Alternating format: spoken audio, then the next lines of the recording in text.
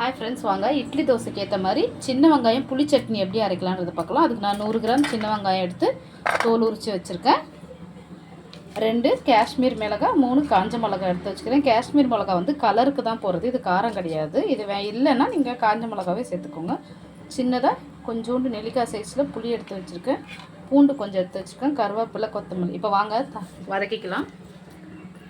கடாய் அடுப்பில் வச்சு நல்லெண்ணெய் ஊற்றிக்கோங்க. கொஞ்சம் நல்லெண்ணெய் காஞ்சதும் ஃபஸ்ட்டு சின்ன வெங்காயத்தை ஆட் பண்ணிக்கோங்க. சின்ன வெங்காயம் கொஞ்சம் வதங்கினதுக்கப்புறம் மற்றதெல்லாம் சேர்த்துக்கலாம். இப்போ பாருங்கள், நல்லா வெங்காயம் வதங்கிருக்கு. இந்த ஸ்டேஜில் நம்ம பூண்டு எடுத்து வச்சுக்கிற பூண்டு, காஞ்ச மிளகாய், புளி சேர்த்துக்கலாம். கொஞ்சோண்டு கல்லுப்பு சேர்த்துக்கோங்க. அது சட்னிக்கு ஏற்ற மாதிரி கொஞ்சோண்டு உப்பு சேர்த்துக்கோங்க. ஒரு 2 நிமிஷம் வதங்கட்டும். இப்போது நல்லா வதங்கிடுச்சு. இந்த ஸ்டேஜில் கொத்தமல்லி, கருவேப்பிலை கொஞ்சம் சேர்த்துப்போம். சும்மா கொஞ்சம் சேர்த்துக்கலாம், ஏன்னா இதை போட்டு ரொம்ப நேரம் வதக்கக்கூடாது.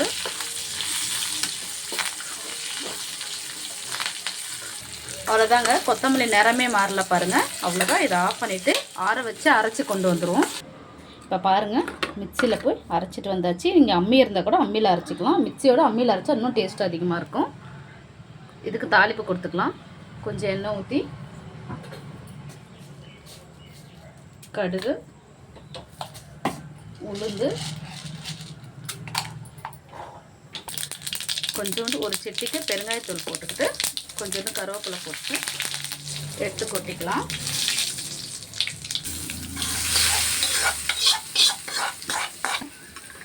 சூப்பரான சின்ன வெங்காயம் சட்னி, புளி சட்னி ரெடி ஆயிடுச்சு.